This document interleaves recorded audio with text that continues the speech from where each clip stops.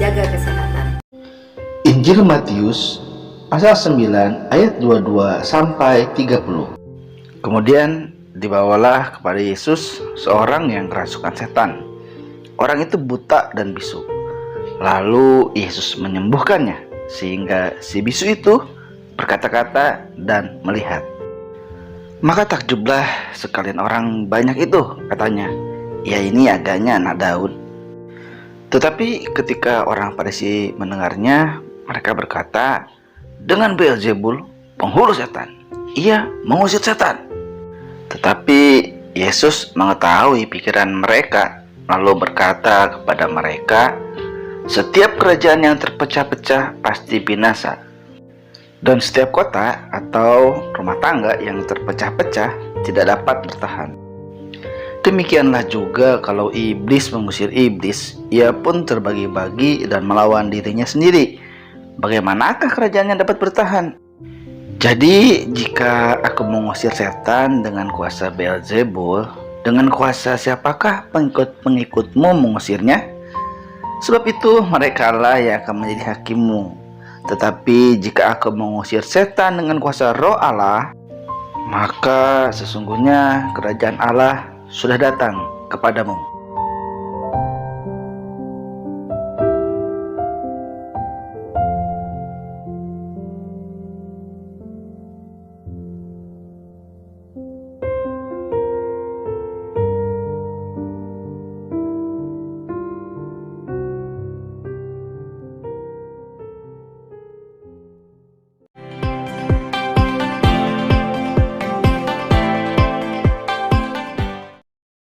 Shalom sahabat Alpetra Ministry, grace be to you and peace from God our Father and from the Lord Jesus Christ.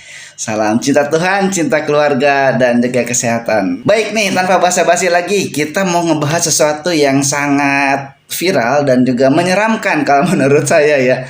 Karena ini tentang exorcism. Tetapi ini sedang viral sekarang. Banyak orang yang sedang membicarakannya ya. Karena mungkin tayangan-tayangan di YouTube atau juga di obrolan-obrolan, banyak sekali orang membicarakan tentang exorcism ini. Lalu bagaimana nih?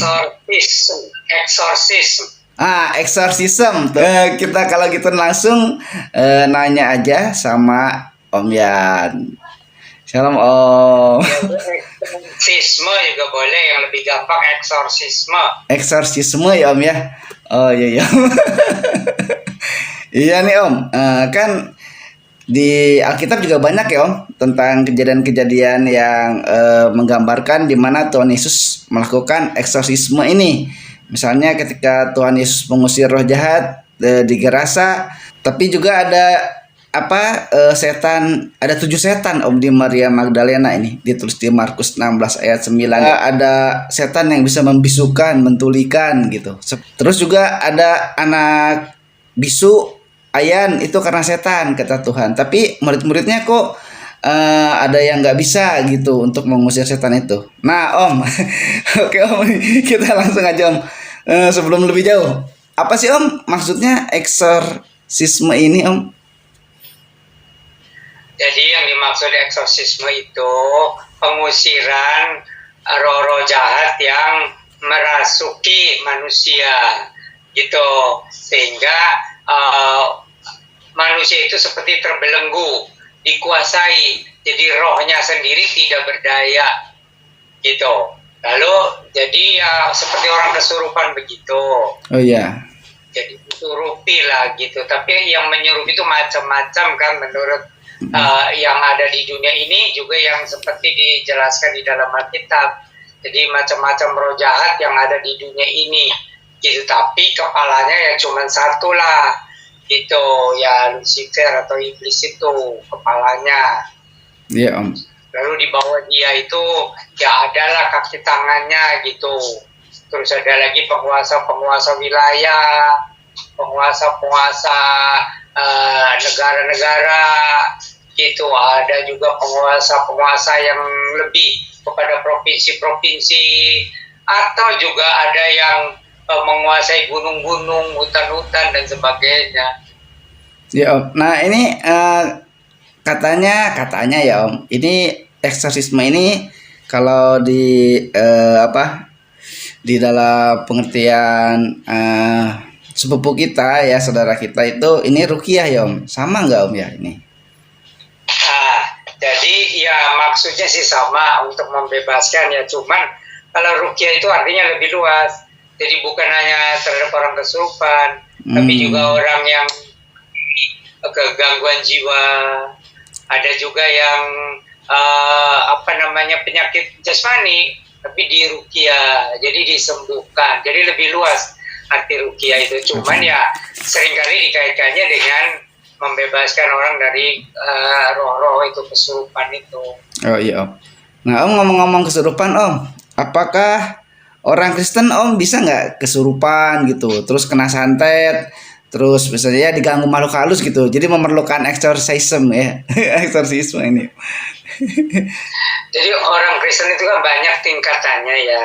Ya. Ada orang Kristen nomina, jadi hanya mengaku Kristen, ya dibaptis sih, cuman dia belum bertobat sungguh-sungguh, belum menerima Tuhan Yesus sebagai Tuhan dan Juru Selamat dalam hatinya, ya jadi belum lahir baru. Ada juga yang sudah lahir baru tapi lemah sekali imannya, juga ada yang lemah jasmaninya, ada yang masih jadi lemah aninya, batinnya gitu. Jadi orang Kristen itu macam-macam. Oh iya ya Om ya. Jadi tergantung dari keimanannya ya Om ya. Ya, dan juga yang merasuk itu kekuatannya juga macam-macam. Oh iya ya Om. Itu juga ada tuh Om, orang yang cerita satu keluarga bahwa disantet gitu Om. Nah ini gimana Om? Katanya orang Kristen nggak bisa disantet, tapi kok kena gitu. Itu Om. Jadi itu ada beberapa kemungkinan, apakah orang Kristen itu belum lahir baru atau sudah lahir baru tetapi masih suka berdosa, atau ada lagi yang sudah meninggalkan dosa tapi imannya masih lemah, batinnya masih lemah, kurang banyak berdoa, kurang banyak baca firman Tuhan, kurang beribadah. Orang Kristen macam-macam gitu. Jadi yang lemah ya bisalah diserang, dirasuki, tapi juga bergantung kepada yang merasuknya itu, kekuatannya juga nggak sama. Iya ya Om. Jadi kalau itu ya roh-roh yang tingkatannya rendah, asal kita punya nyali, punya keberanian, ya kita usir begitu aja bisa. Iya Om. Gitu. Jadi bergantung musuh kitanya ini tingkatannya seberapa gitu. Dan orang Kristennya juga punya punya iman kah, punya mental yang kuat kah, gitu.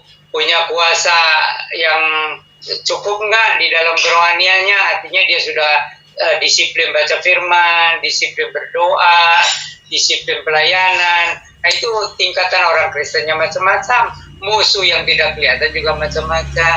Iya Om ya. Nah ini Om, kayak gini Om, penjelasan Om jadi inget yang minggu lalu Om nih tentang talenta sama karunia ya Om ya. Ini kalau gitu kan ada karunia penyembuhan, berarti ini karunia mengusir setan gitu ya Om. Sebenarnya sih, jadi setiap orang Kristen kalau imannya kuat ya, dipenuhi dengan Roh Kudus, ya bisa lah setiap orang Kristen gitu. Tergantung tadi apakah dia pertama sudah lahir baru, kedua sudah imannya kuat ya, yang ketiga dia disiplin baca firman Tuhan dan berdoa, lalu dia meyakini bahwa Tuhan Yesus Kristus itu adalah ya anak Allah ya, yang berkuasa atas langit dan bumi, atas segala makhluk, begitu. Jadi siapapun orangnya, asal dia udah lahir baru, terima Tuhan Yesus, itu berarti ada kemampuan untuk itu ya Om, untuk melakukan. Imannya harus kuat. Iya ya Om, gak bisa sembarangan ya Om ya. Imannya harus kuat dan mentalnya juga harus kuat. Nah itu Om, ada kaitannya nggak Om dengan yang waktu Tuhan Yesus nanya, ini kok kami nggak bisa mengusir? Terus Tuhan jawab, ini hanya bisa diusir dengan berdoa saja gitu Om. Apa mungkin gitu ya Om?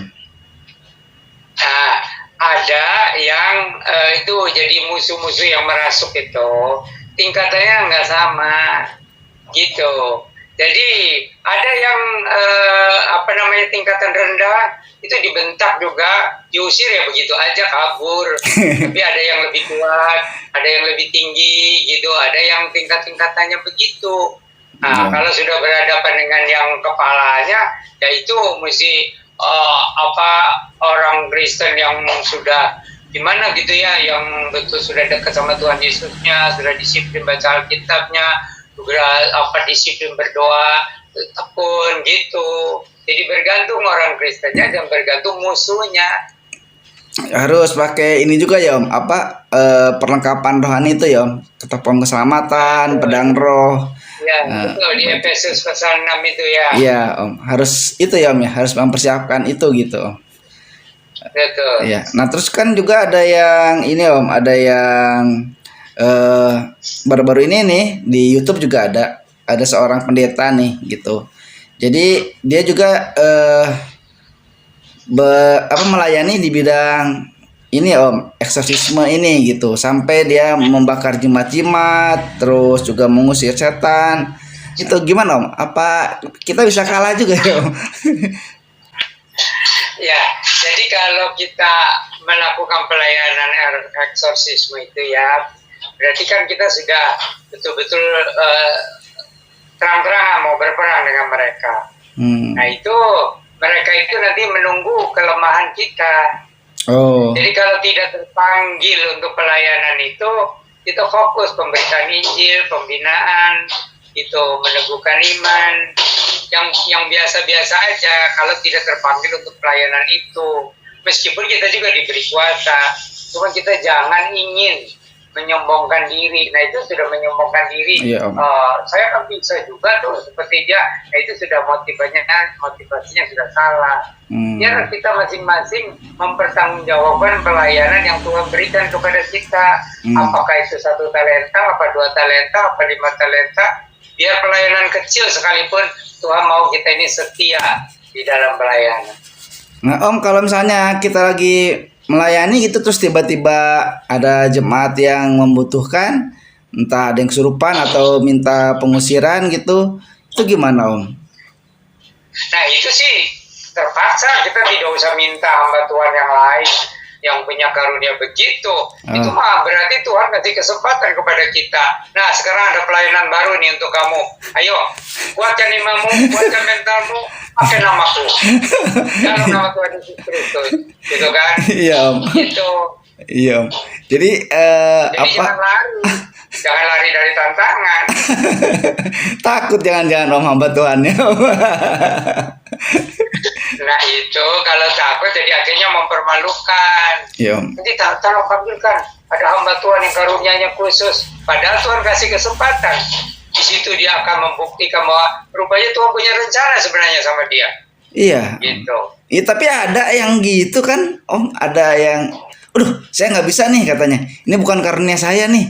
Jadi panggil dulu, wah keburu orangnya sakitnya lebih parah gitu misalnya. Tuh gimana ya Om? Ya. Padahal Tuhan mau kasih kesempatan tuh sama hamba Tuhan itu untuk mendapatkan karunia itu. Iya ya Om ya. Terus juga Om, di kalangan umum ini Om biasanya ya kalau misalnya di satu lagi ngumpul-ngumpul gitu, terus ada orang Kristennya di situ, lalu adalah yang kesurupan misalnya, langsung orang-orang itu, nah ini ada orang Kristen nih, kamu aja gitu, kamu lebih jago gitu Om. Kenapa itu Om? Karena sudah terkenal bahwa orang Kristen itu bisa mengusir roh-roh jahat. Juga di Alkitabnya kan ada Tuhan Yesus memberikan kuasa kepada orang yang percaya untuk mengusir roh-roh jahat dari orang yang kesurupan itu. Oh iya. Gitu. Iya. Dan terkenal lah orang Kristen bisa katanya, dan ada ayatnya. Iya Om, iya.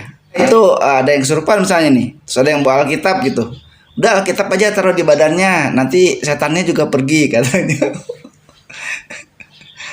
Ya, nah itu bergantung. Kalau yang masuk itu roh-roh yang tingkatan rendah, lalu orang yang bawa kitab itu imannya kuat, tapi imannya kuat kepada Alkitab, gitu bisa gitu. Cuma jadi artinya nih orang Kristen ini imannya masih lemah. Hanya iman kepada bahwa Alkitab itu, benda Alkitab itu punya kuasa, dan yang dihadapi itu yang masih kece-kece lah, receh gitu, rendahan. Iya iya Om. Nah Om, ini jadi menarik nih Om. Kan kalau kayak gitu Om, ya di film sih ya Om, di film. Secara nyatanya sih saya belum pernah lihat. Hanya doa paling ditengking ya Om ya. Kan ada yang hanya ditengking, tadi Om udah singgung sih, hanya ditengking aja langsung pergi gitu, nggak ada gitu. Tapi ada juga yang kayaknya pakai ritual-ritual gitu ya Om ya, baca kitab terus minyak urapan, misalnya pakai salib di ini. Nah itu gimana ya Om? Kayak praktek dukun. Ya itu untuk memantapkan imannya, seolah dia sebenarnya kurang pede. Cuman untuk memantapkannya jadi caranya begitu. Oh iya Om ya. Nah ini malahan belakangan lagi ada Om, hamba Tuhan lah ya dia itu, terus pakai batu Om, kayak cincin gitu. Nah, jadi pakai cincin ini untuk melindungi diri gitu. Kita tidak percaya sama batunya, tapi kita percaya bahwa ada Roh Kudus gitu. Nanti cincin ini menyerap energi negatif. Wah itu gimana Om? Itu ajaran sesat. Iya ya Om. Soalnya walaupun diembel-embel dengan batu ini bukan yang jadi andalan, kita tidak menyembah batu, kita percaya Tuhan, tapi tetap aja kan, ya Om kayak gitu. Mau ya, tidak mau. Iya Om, bahaya nih Om. Makanya penting nih, ada yang minta eksorsisme ini biar eksorsisme ini biar jadi tahu ya Om orangnya. Nah terus Om, kalau orang Kristen minta dilakukan eksorsisme itu misalnya nggak ke pendeta Om, bukan ke pendeta gitu, ke selain pendeta, boleh nggak Om? Loh, memang karunia kan tidak dibatasi kepada pendeta, kepada orang percaya. Nah orang percaya itu bergantung imannya sampai di mana. Kalau imannya kuat, mentalnya kuat, ya itu tantangan, itu kesempatan untuk menyatakan kemuliaan Tuhan Yesus. Kuasa nama Tuhan Yesus Kristus itu kesempatan. Oh iya Om ya. Nah ini berarti sebaik apa kalau misalnya yakin ya imannya sendiri, sebetulnya sama sendiri juga bisa ya Om, sama dirinya sendiri gitu. Betul, makanya itu cara Tuhan itu ajaib, kasih kesempatan. Jadi bagaimana kita tahu punya karunia itu? Dikasih tantangan, dan nggak ada pendeta yang punya itu di tempat itu, ya langsung hadapi aja gitu. Iya. Itu kesempatan Tuhan Yesus mau memberikan namanya karunia yang sudah diberikan, tapi harus digunakan di situ, tapi orangnya belum menyadari. Oh iya Om gitu. ya. Iya Om. Saya juga dulu kan penakut ya Om ya, terus Om bilang tengking dalam nama Tuhan Yesus gitu. Sangat penting. Iman itu harus selalu kuat dipupuk ya, dengan membaca firman, dengan tekun berdoa, dan juga punya mental yang kuat, punya keyakinan terhadap janji-janji Tuhan, bahwa apa yang ada di dalam kamu itu lebih besar daripada yang ada di dunia ini. Iya, itu Om. Harus diyakini. Iya ya Om ya. Yang penting berarti di hati setiap orang percaya, maksudnya orang yang udah lahir baru ya Om, harus yakin imannya, dan dia juga harus membekali diri sebelumnya itu dengan rajin berdoa, baca firman gitu ya. Ini kalau yang kasusnya ini Om, kayak di Alkitab ini Om, kan ada anak bisu tuli itu gitu. Terus juga itu waktu Tuhan Yesus bilang yang tidak bisa diusir itu tadi Om, karena perlu hal yang khusus gitu. Karena ada juga dibilang perlu doa dan puasa gitu. Nah ini berarti gimana Om? Jadi itu orang Kristen itu kekuatan rohaninya dan mentalnya itu berbeda-beda tingkatannya. Jadi kalau Tuhan Yesus bilang harus dengan doa dan puasa, ini menunjukkan pada orang Kristen yang sudah bertumbuh, sudah kuat gitu, sudah disiplin berdoa, kadang-kadang berpuasa, dan mentalnya juga kuat gitu. Jadi orang Kristen itu kerohaniannya dan mentalnya nggak sama. Iya ya Om, ada yang cuma KTP sih ya. Kristennya cuma KTP. Bukan hanya KTP, yang sudah lahir baru pun ada yang belum bertumbuh imannya, mentalnya gitu. Jadi dia belum begitu yakin benar bahwa dia itu betul-betul berharga di mata Tuhan dan dia punya kuasa gitu. Cuman ada hal yang harus diperhatikan itu, bersihkanlah hatimu dari segala macam dosa, dari segala macam yang di dalam hati gitu ya, harus dibuang semua yang negatif gitu.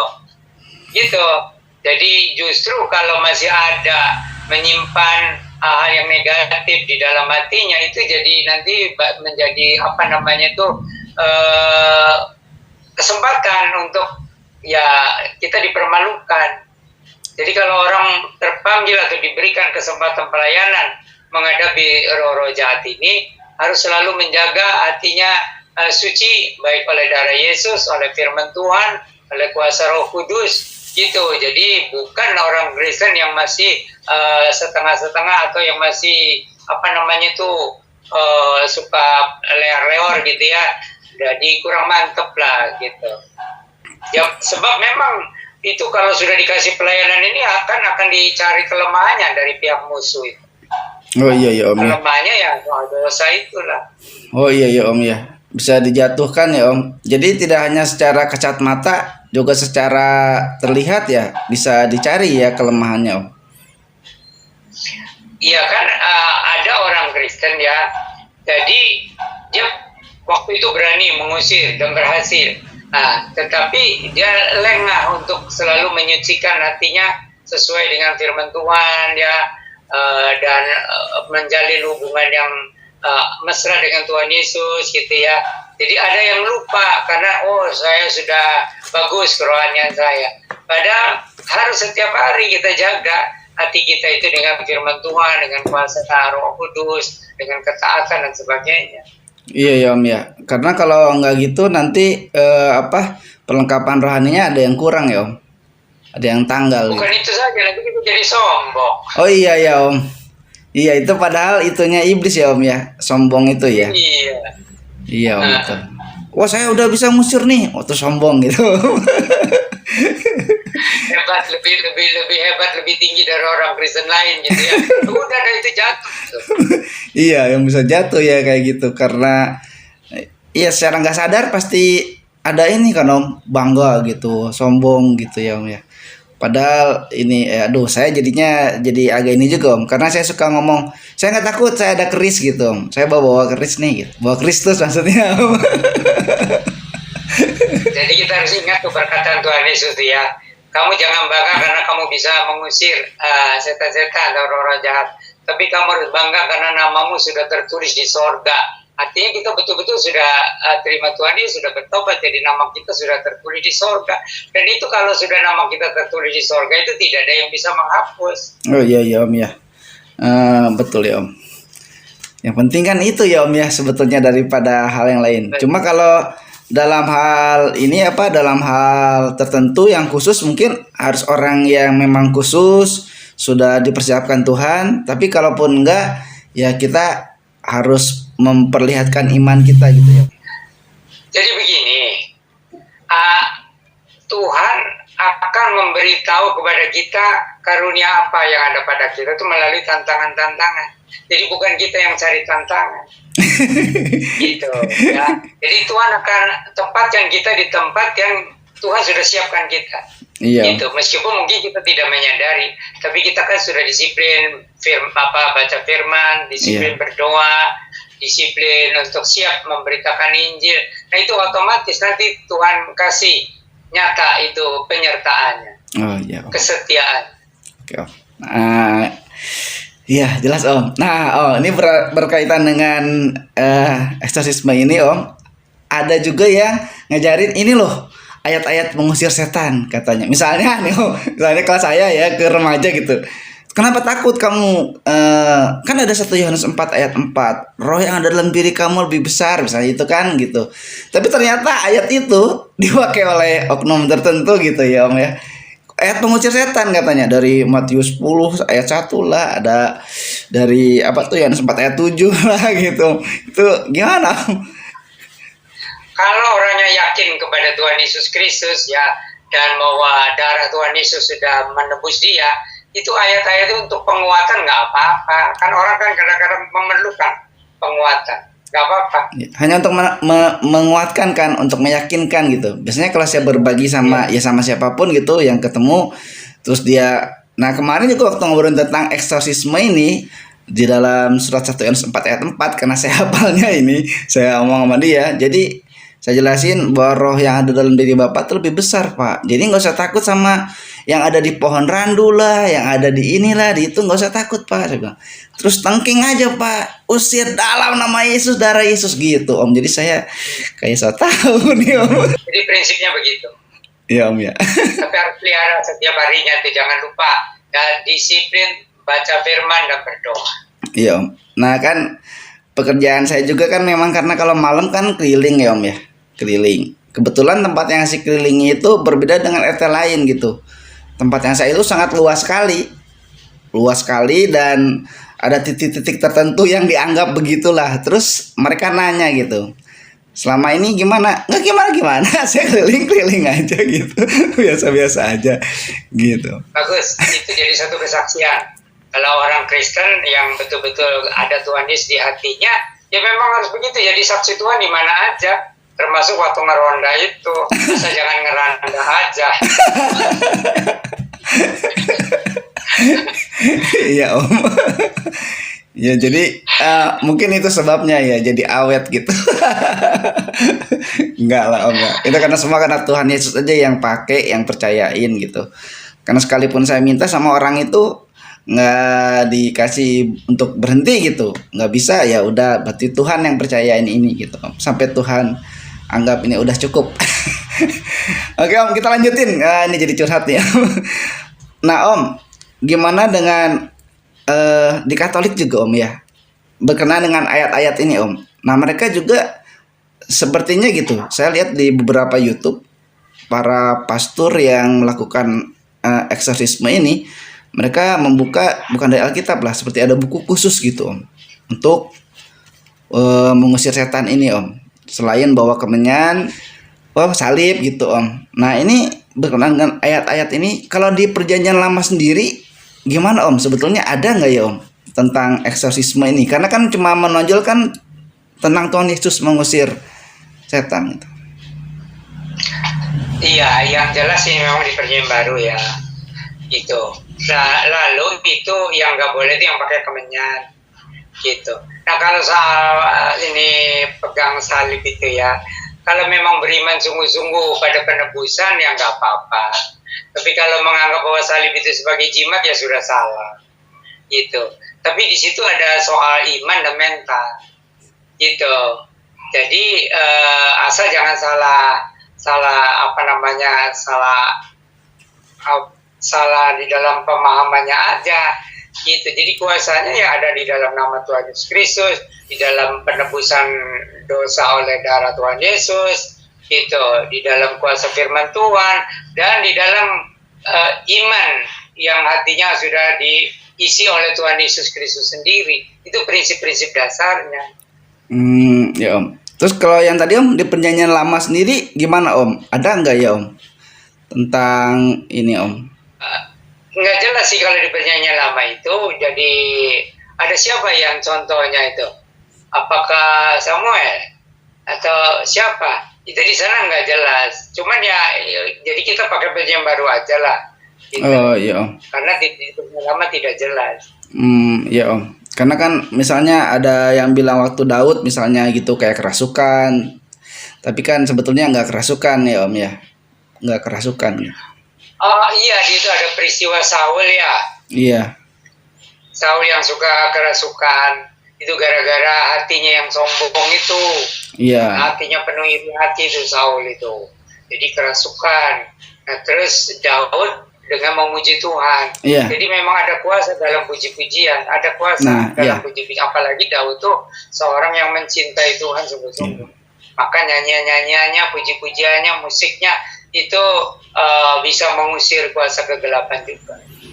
Nah iya, Om, itu yang jadinya akhirnya jadi pertanyaan selanjutnya, Om. Apakah betul, Om, dengan bernyanyi aja, hanya dengan bernyanyi gitu, terus misalnya kita udah tengking, udah apa, kita nggak bisa sambil baca Alkitab terus kita nyanyi-nyanyi gitu untuk mengusir roh-roh jahat itu. Itu apakah mengacu dari situ gitu Om maksudnya? Jadi menyanyi nyanyian rohani itu bukan dengan tujuan mengusir setannya. Sebenarnya tujuannya itu supaya imannya kuat, lalu diteruskan nanti dengan berperang dengan roh-roh jahat itu. Jadi fungsinya itu sebenarnya untuk menguatkan iman dari Gitu. orang Kristen itu. Nah, soal pengaruh nyanyian itu juga memang ada kalau orangnya beriman. Kalau orangnya tidak beriman, nyanyian Kristen itu nggak ada artinya. Iya ya Om. Iya. Nah itu Om tadi yang Om bilang perang itu, berarti apakah saya misalnya ngusir setan, kan berperang secara rohani Om, dia kalah terus dia balik lagi gitu Om, nyerang lagi gitu. Jadi nanti dicari kelemahan dari orang yang ngusir ini. Apakah kelemahannya itu sombong, apa iri hati, atau ada nafsu yang najis, atau serakah, atau apa aja. Dicari kelemahannya. Makanya kalau tidak terpanggil ya jangan sengaja-sengaja cari tantangan gitu. Iya. Enggak, Tuhan mempunyai rencana masing-masing untuk anak-anaknya. Iya. Cuman kalau ada tantangan di depan mata ya jangan lari. Iya.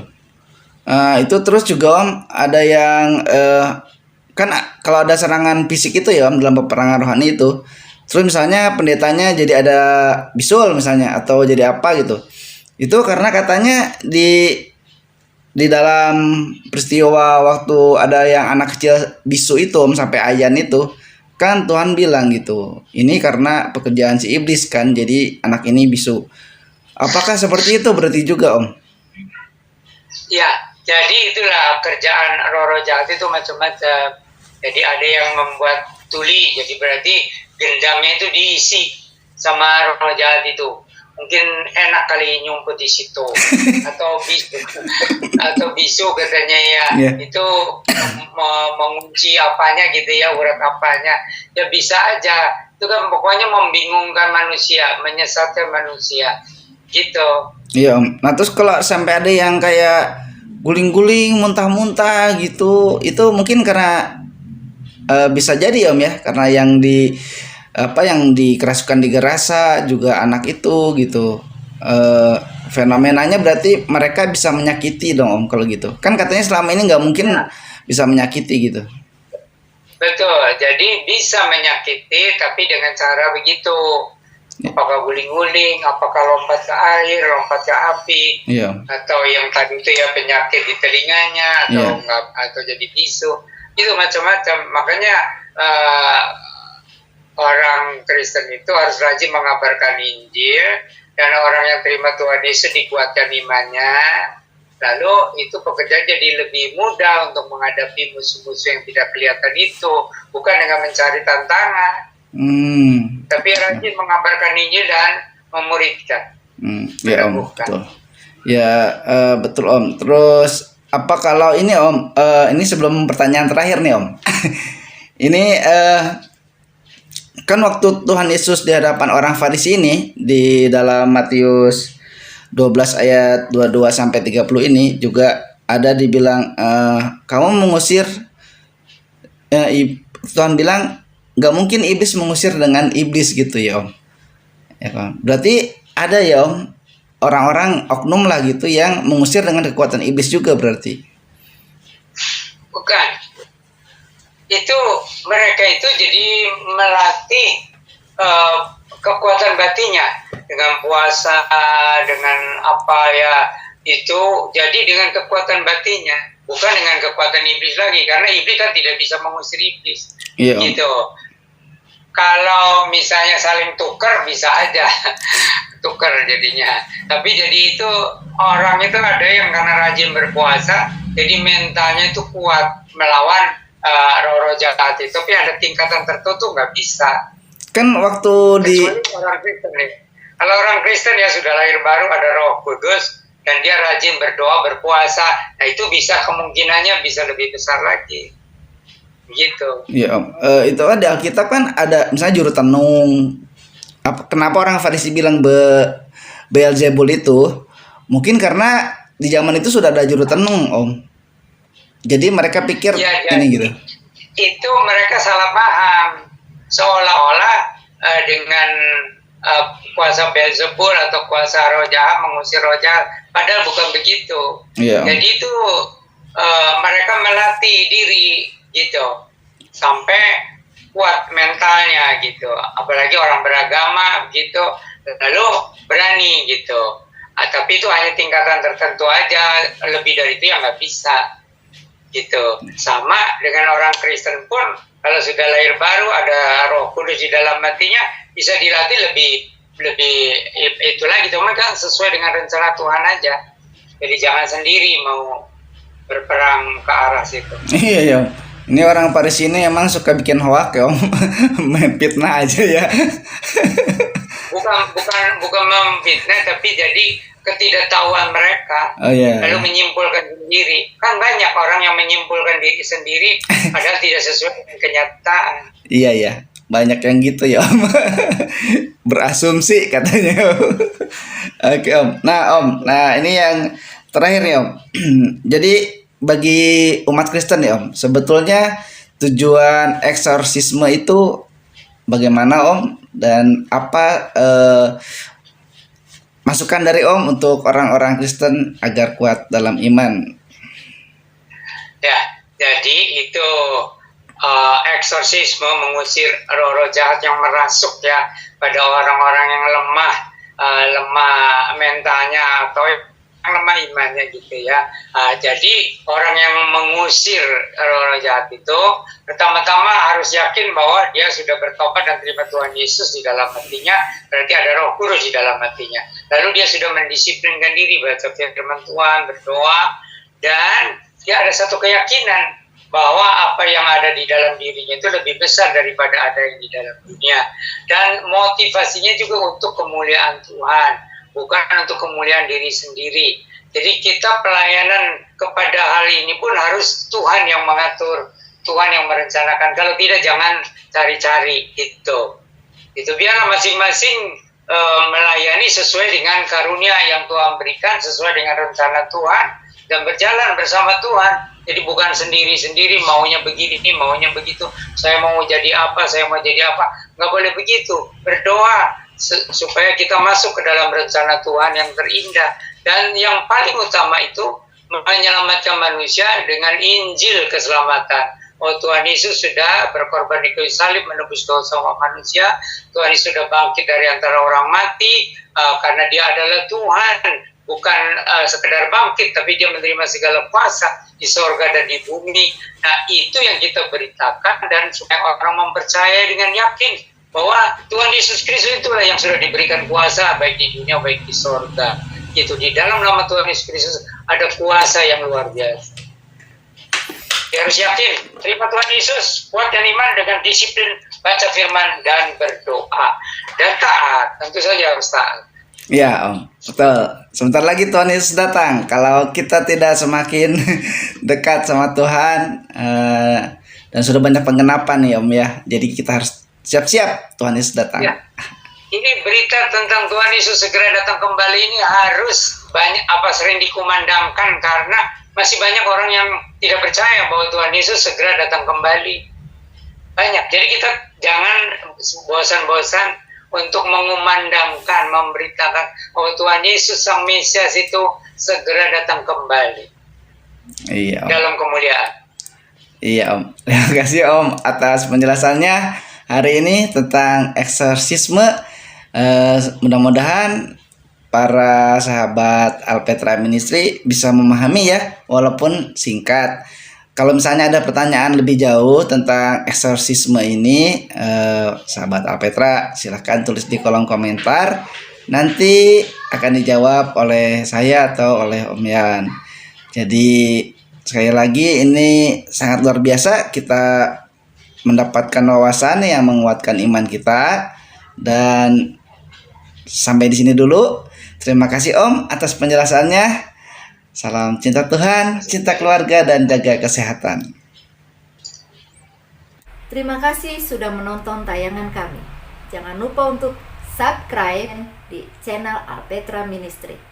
Menguatkan iman dan bertumbuh bersama Kristus adalah kerinduan kami. Dengan menayangkan pemahaman dan pengajaran Kristen yang alkitabiah, kami berharap setiap tayangan yang kami tampilkan membuahkan kasih yang nyata di dalam Kristus. Tuhan Yesus memberkati. Salam Maranatha.